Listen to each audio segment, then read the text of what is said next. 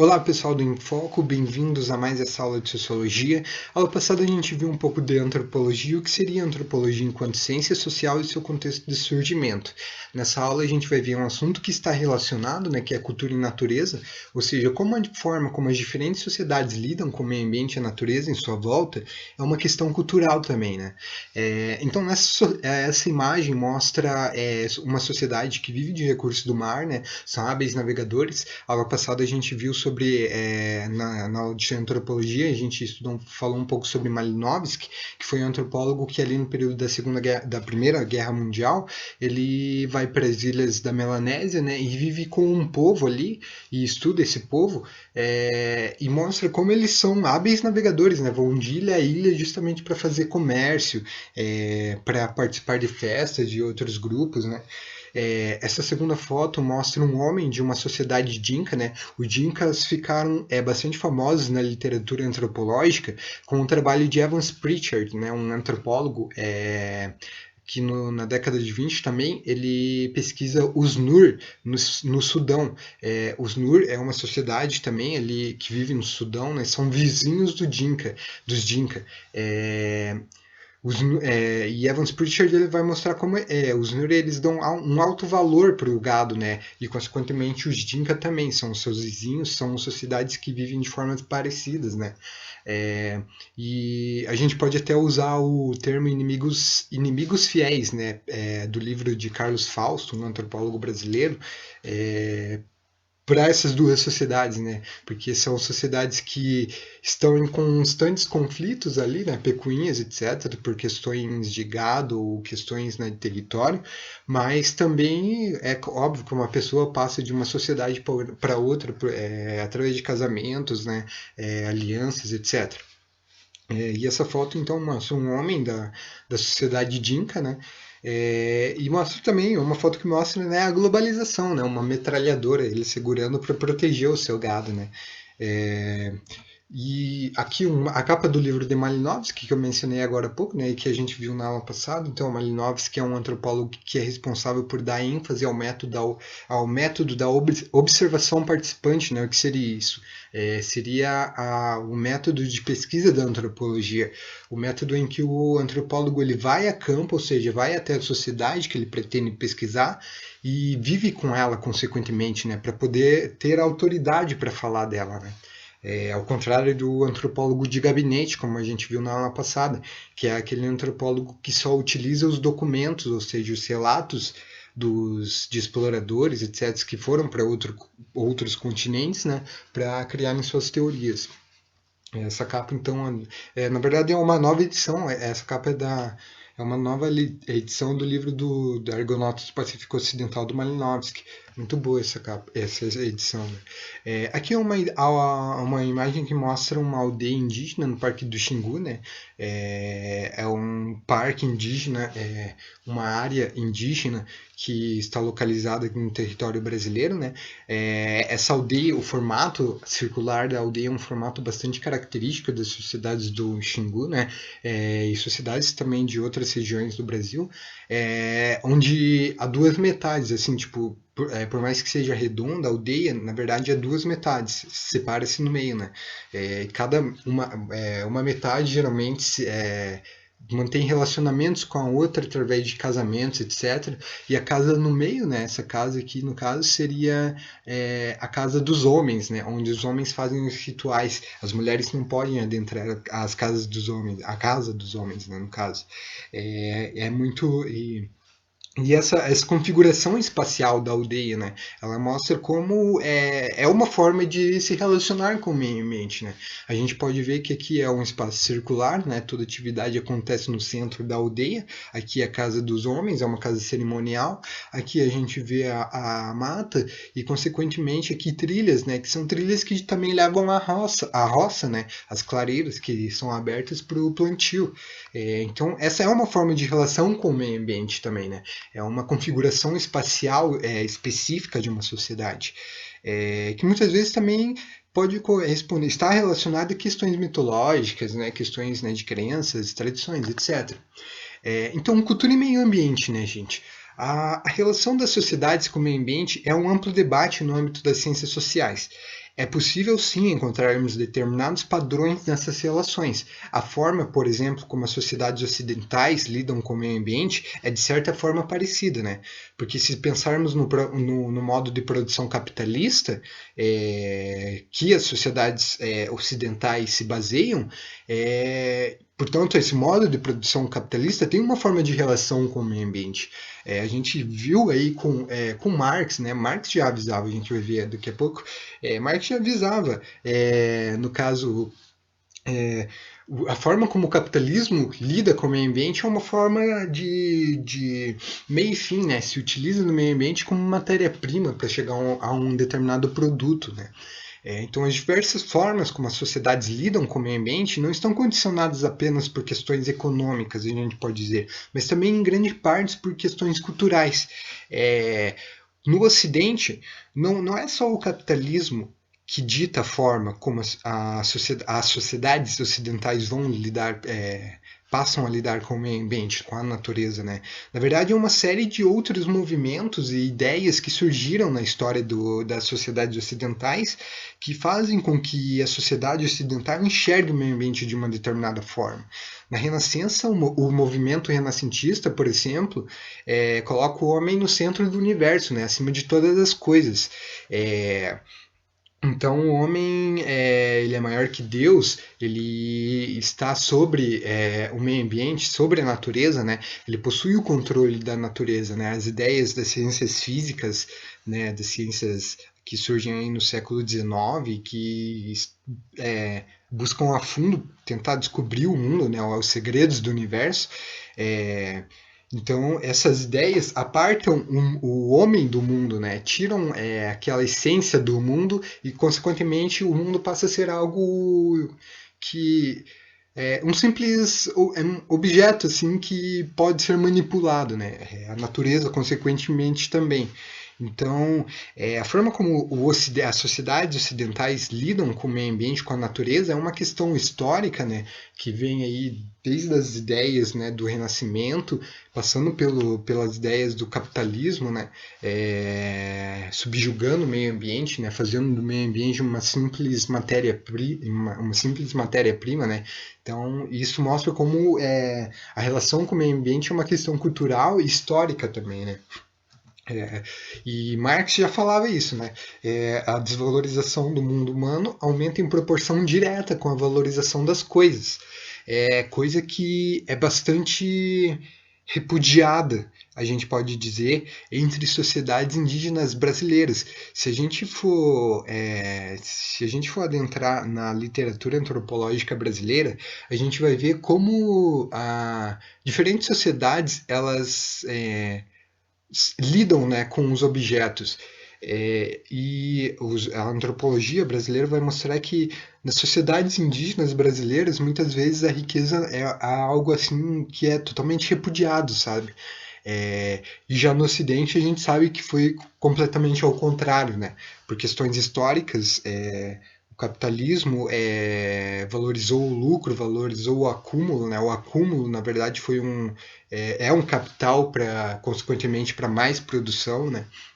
Então, é uma ideia valorizada, né? E a frase de Marx não diz apenas respeito a uma supervalorização das coisas em detrimento do mundo humano. Nessa frase estão implícitas também as próprias consequências desse fenômeno, né? Ou seja, a falta de coesão social, a pobreza, o trabalho escravo, entre outras tantas mazelas que afetaram e continuam afetando as sociedades humanas contemporaneamente. O que isso quer dizer, né, gente? Nessa frase de Marx, ou seja, supervalorização do mundo das coisas em detrimento do mundo das pessoas, gera essa série de consequências negativas para a humanidade, né? A falta de coesão social, ou seja, a pobreza, o trabalho escravo, coisa totalmente inversa, como eu disse, se a gente for adentrar na antropologia, na literatura antropológica brasileira, né?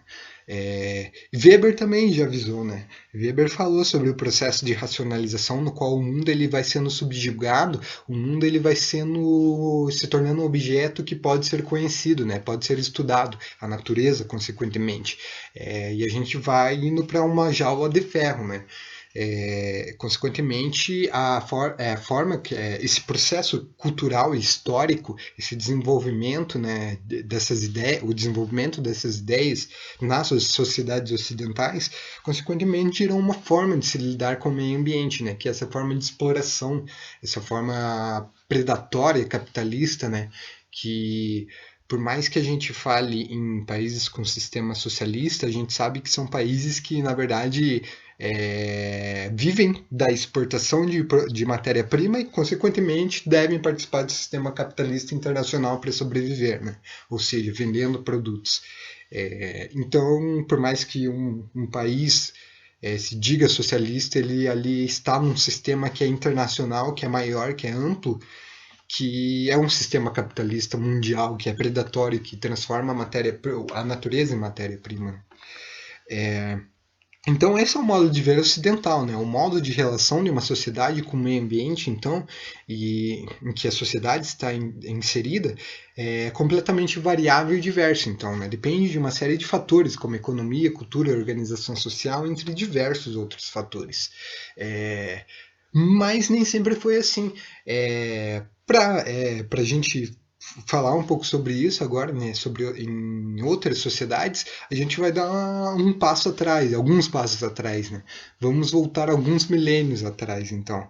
É, e vamos ver como as diferentes sociedades, né, elas se relacionavam com o meio ambiente. Egito Antigo é 4000 antes do presente, né? Por que eu coloquei aqui AP, gente, antes do presente, em vez de AC antes de Cristo? Eu não sei se vocês sabem a diferença, mas AP, na verdade, seria antes do presente, né? Porque AP se refere a datações radiocarbônicas, ou seja, a utilização de métodos químicos, né, da química, para a datação de resíduos orgânicos, ou seja, e antes do presente por quê? Porque esse método de datação radiocarbônica foi inventado em 1950. Então, quando vocês veem uma data que posteriormente tem AP, ou por exemplo aqui 4000 AP, 4000 antes do presente, quer dizer 4000 antes de 1950, né? Diferente de 4000 AC, que seria 4000 antes de Cristo. Daí, quando é AC, está se referindo aos anos da Bíblia, né? Por exemplo, a partir do ano primeiro da era cristã. Então, aqui quando eu coloco a P, a gente sabe que a gente está se referindo a datações radiocarbônicas, métodos químicos, né? Utilizados pela arqueologia, né? Para datação. Então, no Egito Antigo, a gente sabe que existe um recurso completamente importante para o Egito, que é a água, né? No meio de um deserto enorme, o rio Nilo, consequentemente, é o que a gente vai ver daqui a pouco, possibilita o desenvolvimento da civilização egípcia. Né? A gente sabe que na arqueologia mostra que a água é um recurso completamente importante para a vida e para grupos humanos, né? Sempre a gente vai ver, se vocês pegarem, por exemplo, um artigo de arqueologia, é muito comum a gente ver assentamentos, ou seja, acampamentos, né, de grupos humanos próximos a recursos de água, né? Principalmente água doce. O rio Nilo, então, é um rio completamente extenso, né, e largo também, que consequentemente possibilitou o desenvolvimento da civilização egípcia, né. Uma frase clássica ali do historiador Heródoto, um historiador grego, né, o Egito é uma dádiva do Nilo, ou seja, o Egito, a civilização egípcia só foi possível devido aos recursos propiciados pelo Nilo, né. Consequentemente, a forma como as sociedades lidam com o meio ambiente é uma questão cultural, é uma questão religiosa também, né? A gente pode dizer isso. E na mitologia do Egito a gente já via como o rio, o Nilo, por exemplo, ele era algo de completa importância, né?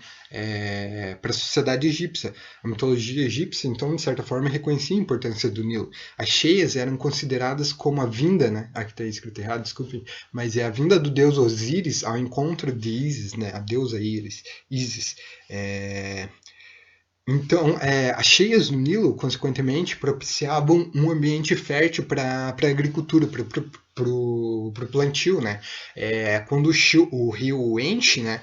Por exemplo, se a gente imaginar aqui, sei lá, uma linha aqui, outra linha aqui. Um rio aqui é algo que está no meio aqui, né? Como se fosse uma estrada, né?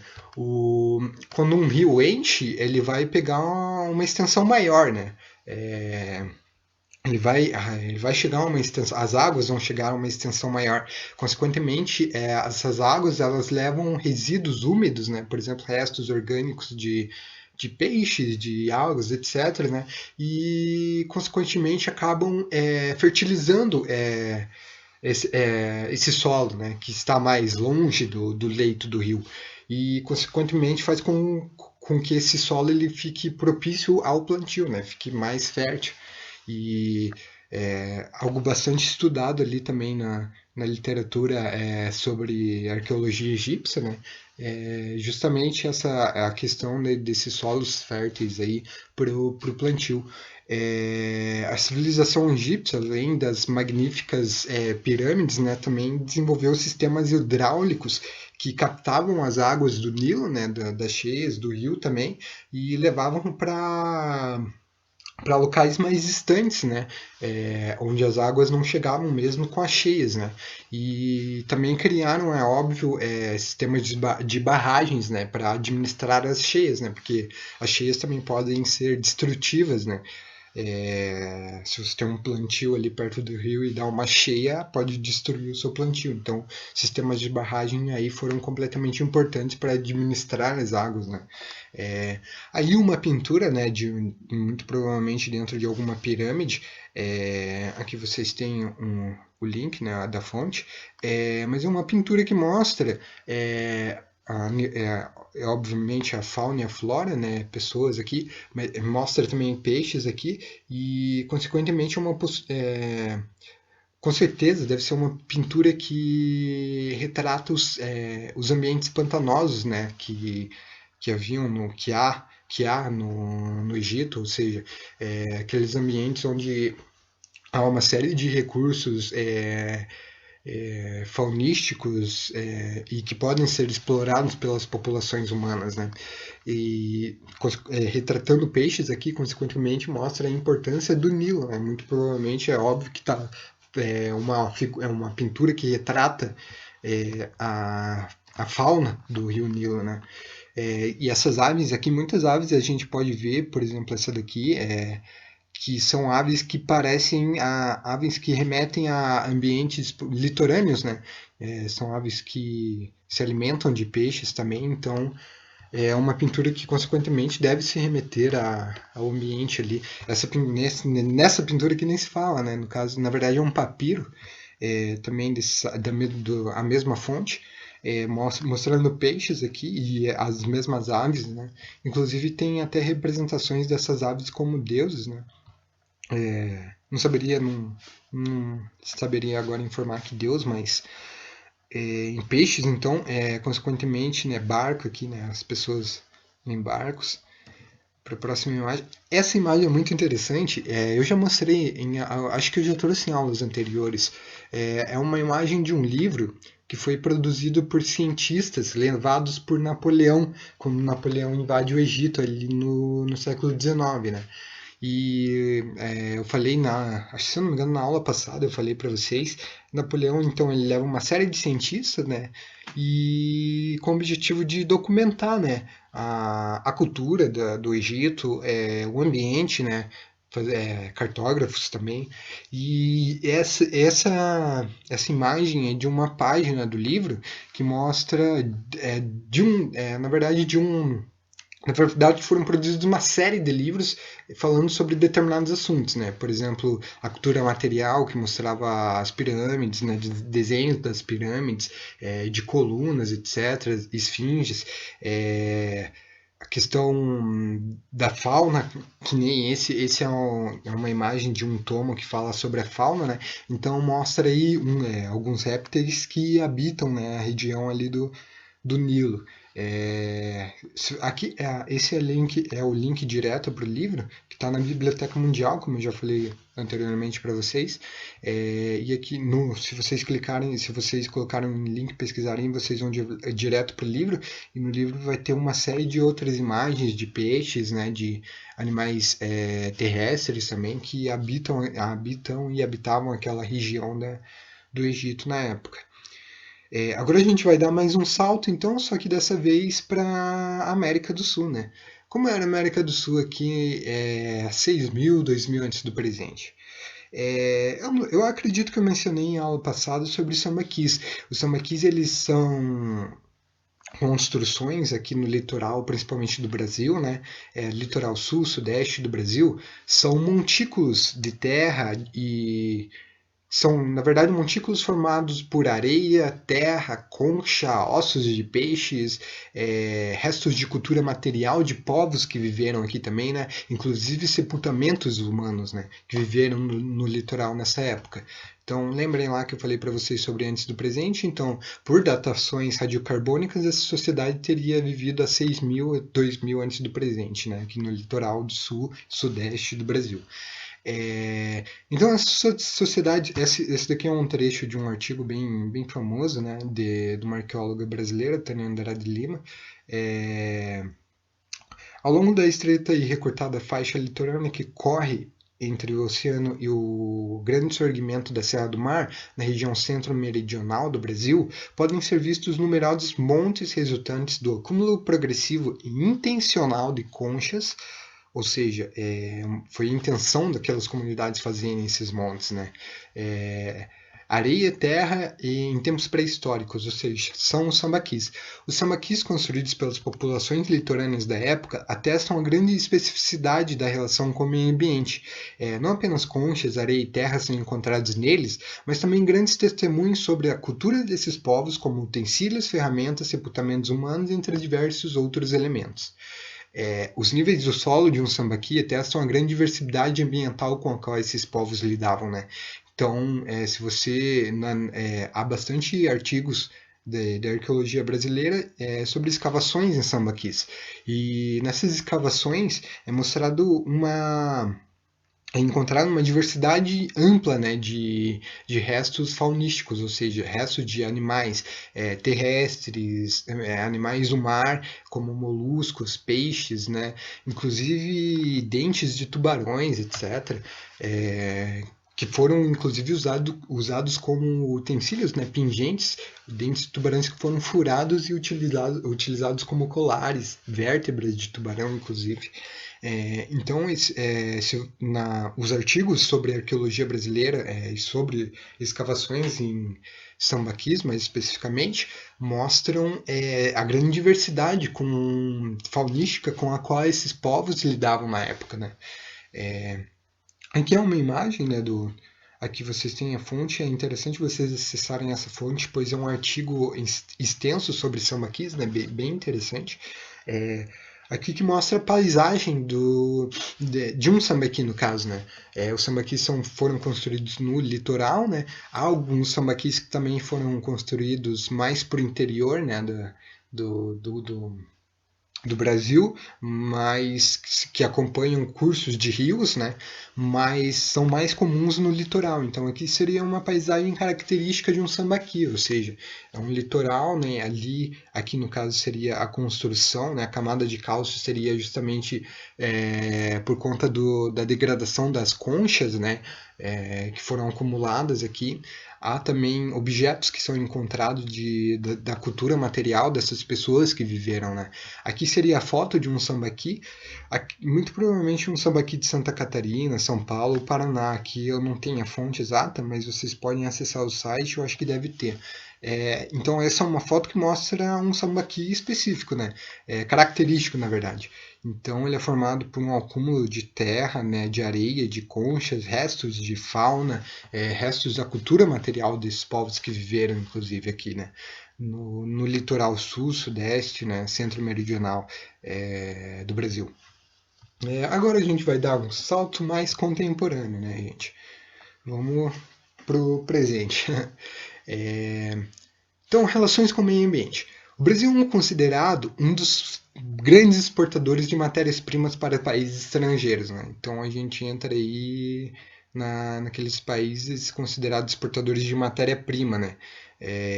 As commodities, né? Como a gente vê falar aí nos jornais, etc. Isso atesta, então, uma determinada forma de relação com o meio ambiente. Né? A gente sabe que no Brasil há 5 grandes regiões, e essas regiões, a gente viu em geografia, a gente aprendeu, vocês devem ter aprendido, que elas se caracterizam justamente pelas atividades econômicas que elas, né, exercem. Então, nesse link aqui, vocês podem acessar do site Só Geografia. Nesse site ele vai mostrar as 5 regiões e vai falar um pouco sobre as principais atividades econômicas que essas regiões desenvolvem, né? A região sul, então, uma região aí de indústria, né? Daí a gente tem regiões que a atividade econômica principal é o gado, né, etc.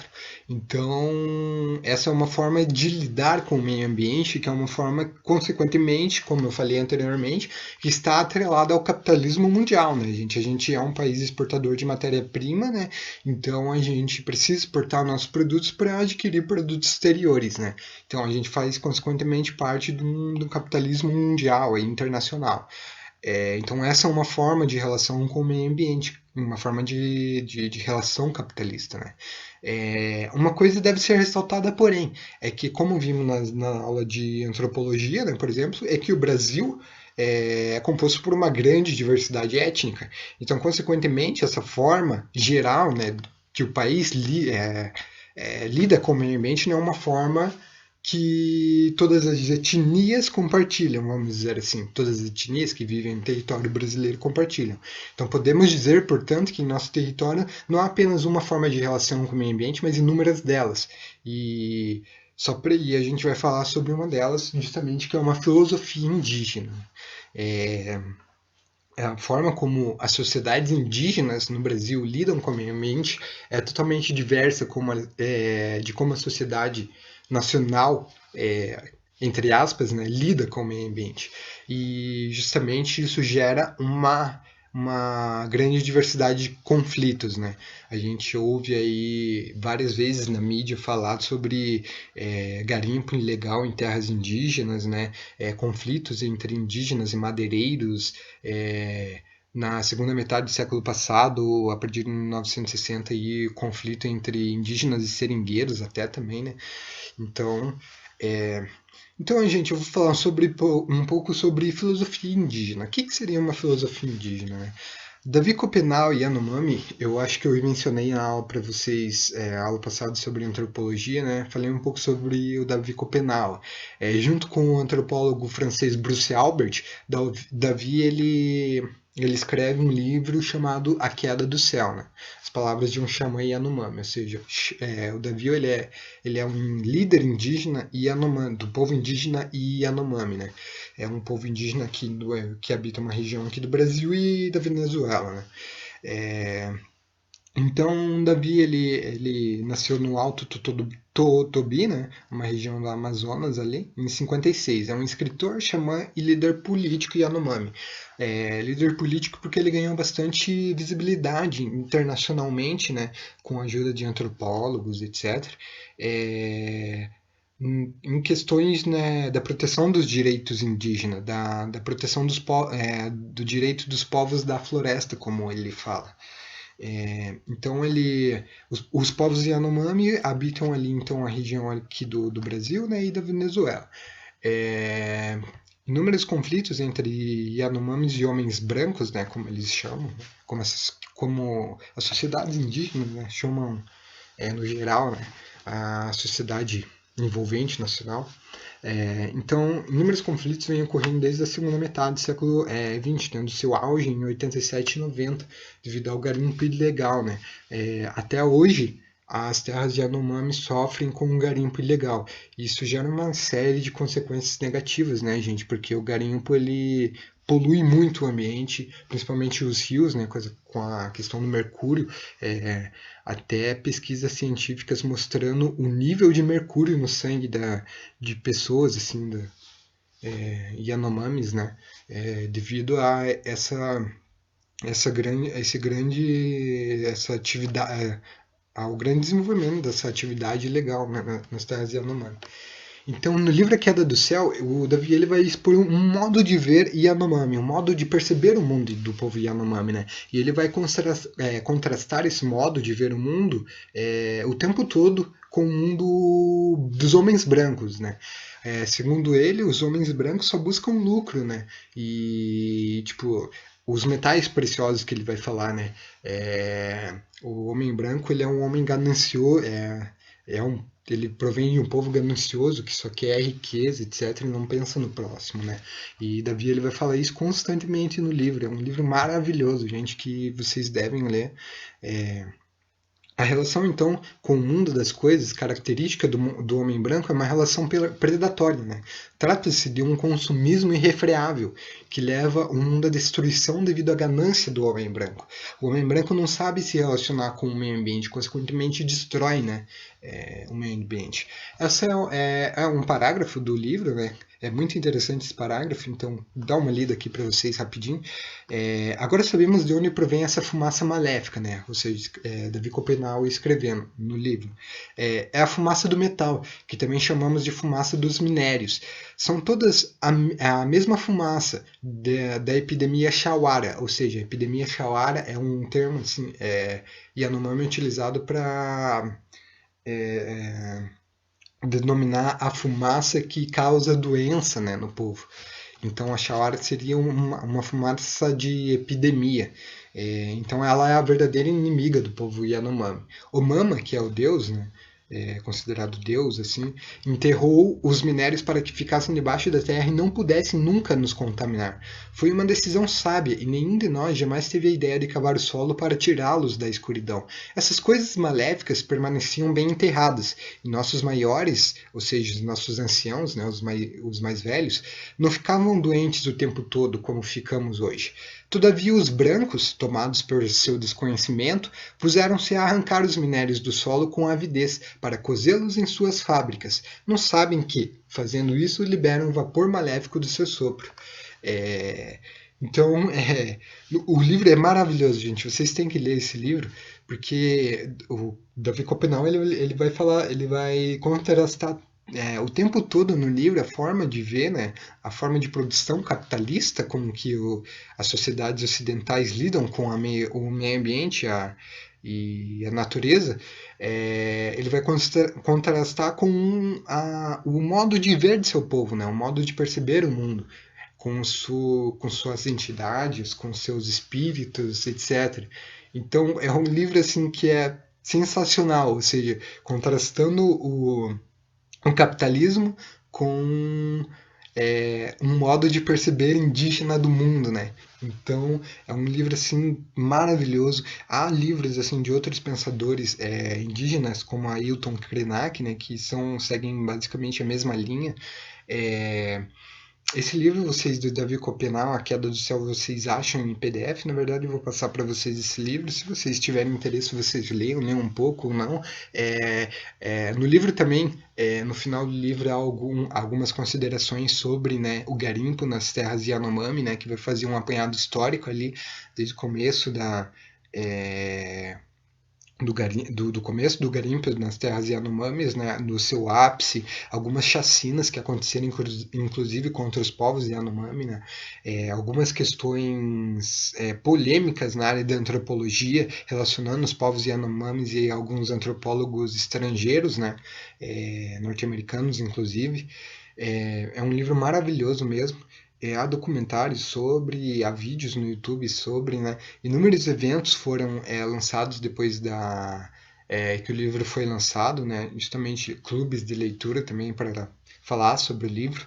E é um livro que é muito importante para a antropologia atual e a antropologia brasileira atual, né? Então essa seria a filosofia indígena que eu trago para vocês, pessoal. Então devemos nos lembrar que o povo Yanomami é apenas uma das inúmeras etnias indígenas que habitam o território brasileiro. As diversas outras etnias possuem concepções completamente diferentes de se perceber o mundo e a natureza, né?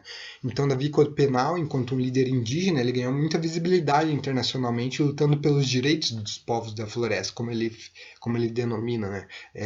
Os povos indígenas. E ele ganhou bastante visibilidade com seu livro também e ajudou, né, a proteger muitas sociedades indígenas, ajudou as sociedades indígenas brasileiras a ganharem visibilidade internacional, né? E diversas entidades internacionais aí se manifestaram, né, quando houve abuso dos direitos das sociedades indígenas brasileiras. Então, pessoal, essa aula aí foi mais para trazer uma aula rápida mesmo, para trazer uma ideia que é bastante corrente é um objeto de estudo bastante corrente na antropologia, que é justamente a ideia de cultura e natureza, né? Para mostrar como a forma como as diferentes sociedades lidam com o meio ambiente é uma forma totalmente cultural, né? Que não depende só da questão econômica, depende de questões culturais, religiosas, crenças, tradições, etc.